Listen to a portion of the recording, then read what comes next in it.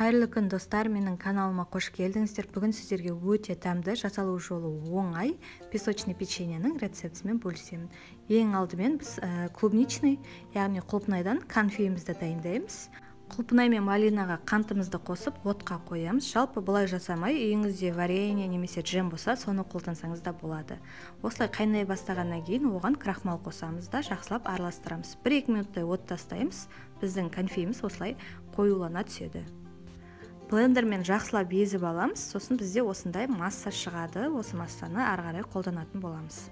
Ары қарай печеньемізге кірісеміз. Печеньені жасалу өте оңай және де қарапайым ғана заттардан жасалады.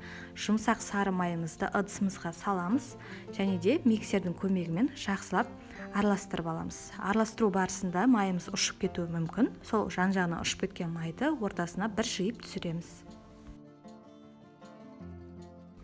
Қайта араластырамыз. Содан соң оған сахарная пудра немесе қантымызды қосамыз. Мен сахарная пудрамен жасаймын және де сахарная пудра қосқаннан кейін шамалы шаншқымен араластырып аламын. Сонда миксермен араластырған кезде сахарная пудрамыз ұшып кетпейтін болады. Ары қарай миксердің көмегімен шамалы ғана араластырып, оған шым-шым тұз саламыз. Тұзды көп салудың қажеті жоқ.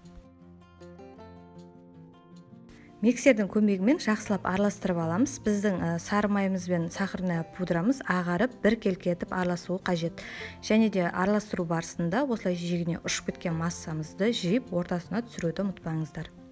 1-2 минут шамасында араластырып болған соң оған бір жұмыртқамызды қосып, қайта араластырып шығамыз. Жұмыртқаны қосқаннан кейін шамамен 1 минуттай ғана араластырып, жиегіне ұшып кеткен массамызды ортасына түсіріп, қасықпен кішкене араластырып шығамыз.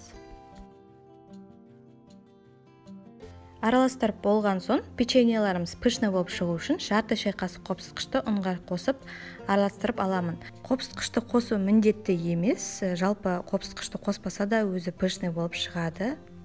Және де ұнды осындай ситодан өткізу арқылы 3-ке бөліп қосамын. Әр қосқан сайын осылай қасықпен араластырып шығамыз.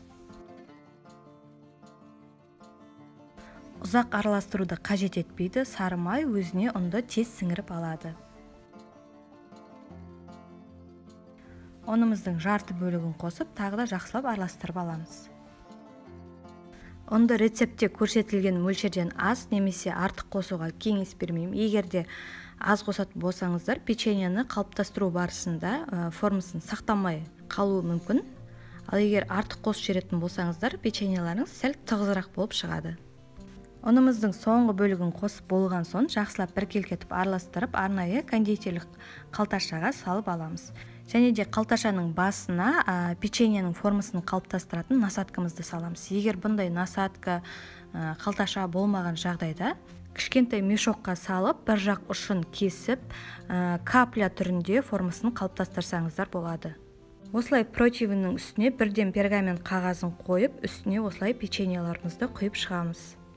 Насатканы барынша жақынырақ қойып, үстінен басып, осылай печеньеларымызды қалыптастырамыз. Печеньеларымызды қалыптастырып болған соң осылай да пісіре берсеңіздер болады. Егер де конфет немесе джеммен жасайтын болсаңыздар, осылай ортасын басып, ортасына кішкене ойықтар қалыптастырамыз және де осы ойықтарымызға бағанағы дайындап қойған конфетімізді құйып шығамыз. Сонымен қатар ортасына салатын конфетімізді, джемімізді печеньені пісіріп болғаннан кейін салсаңыз да болады. Печеньеларды 190 градуста 10 минут шамасында пісіріп аламыз. Бізде осындай өте әдемі, дәмді печеньелар шығады. Міндетті түрде жасап көріңіздер. Жасалу жолы өте оңай. Рецепт ұнаса, арнама жазылып, қоңыраушаны басуды ұмытпаңыздар. Видеоны лайкпен қолдап қойыңыздар.